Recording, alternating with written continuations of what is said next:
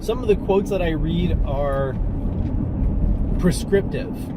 They offer solutions or advice or insights that are supposed to help us deal with certain issues or address certain challenges, rectify certain skewed ideas or perspectives that we might have, etc., etc.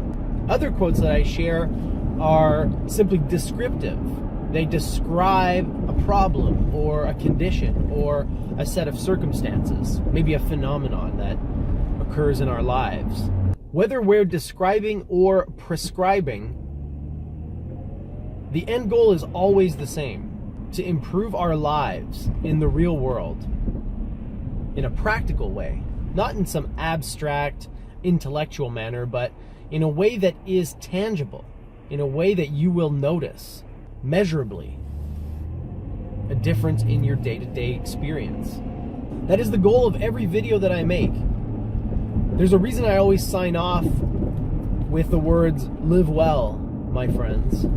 That is the entire goal of my philosophy in a nutshell: to help myself live well. Now, of course, how I define living well is probably different from how you define it, which is why this philosophy is not for sale. It's not something that I'm trying to convert you to. By sharing bits and pieces of it, and talking about it, and etc., etc., my goal is merely to show you my process and what I've been doing, and to talk about how it's helped me and some of the challenges that I face along the way, so that you can go and do it for yourself. Remember, this is DIY spirituality. This is DIY philosophy. This is DIY self-help. Do it yourself. Or at least start by trying to do it yourself. Don't immediately go to someone else or to an organization or an institution to seek your guidance. If you've noticed certain troubles in your life, if you've noticed certain trends that you wish to reverse or change, start with yourself. It might seem like the circumstances are external. It might seem like your problems are related to others. But I guarantee you there is a part of those problems and a part of those circumstances that connects to you. And that part can be addressed by you. Not in the physical world, but in the psychological world. Internally, by doing the work, by exploring, by observing.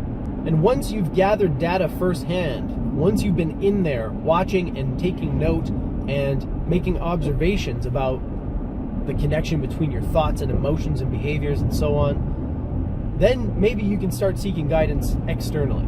Once you have the data, maybe you need a hand interpreting the data, in which case, now's a good time to start reading books.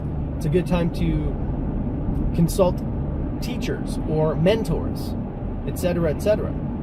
But first, start by going within. Because I guarantee you, whatever problem you're grappling with is not the problem you think it is. There's a part of that problem that you're not aware of, and it's you. I'm not trying to victim blame. I'm not trying to make you feel bad. I just wish someone had told me these things in a way that resonated 20 years ago. Because people will tell you these things, but they do so in a way that triggers your defense mechanisms. They tell you in a way that is an accusation, or at least it feels that way sometimes. That's not at all what I'm trying to say. I'm not saying that these problems are your fault. I'm saying that you have some responsibility to bear for them. It might be a very small amount of responsibility, but I believe that no matter how small your responsibility is, the overall situation can't be fully improved or rectified until you acknowledge it. And acknowledging that small bit of responsibility that you have, in my experience, once again, is tremendously freeing. It absolves you in a way, because you can see exactly what you did to contribute to the problem, or what you didn't do in some cases.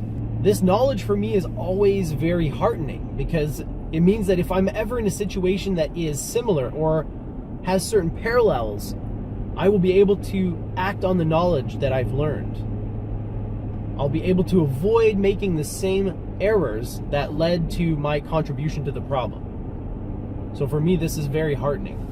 It also helps me to redirect my frustrations, because oftentimes I will feel frustrations towards others, but the moment I identify my part in the problem, I stop feeling any animosity towards the people who are also involved in the problem, because it becomes something that I can shoulder, something that I can deal with.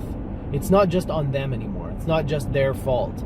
It's my fault too, and instead of worrying about what they did, what I need to do is to focus on my part of the problem, the thing that I did to contribute. So that redirection of the focus really helps me to bring my irritation, frustration, anger, etc. down to manageable levels. So for me, it's quite helpful.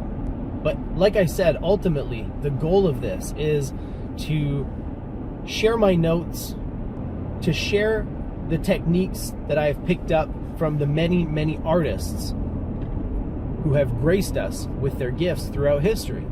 To live well is an art form. That's what I think. Anybody can do it, but to do it well requires mastery of the techniques. Just like a painter has to master certain techniques to get better, we humans have to master certain techniques to live well. It's not something that is de facto. It's not automatic. We don't just automatically live good lives. And to be clear, living well doesn't depend on your external circumstances. Think about Viktor Frankl, the guy I always like to bring up.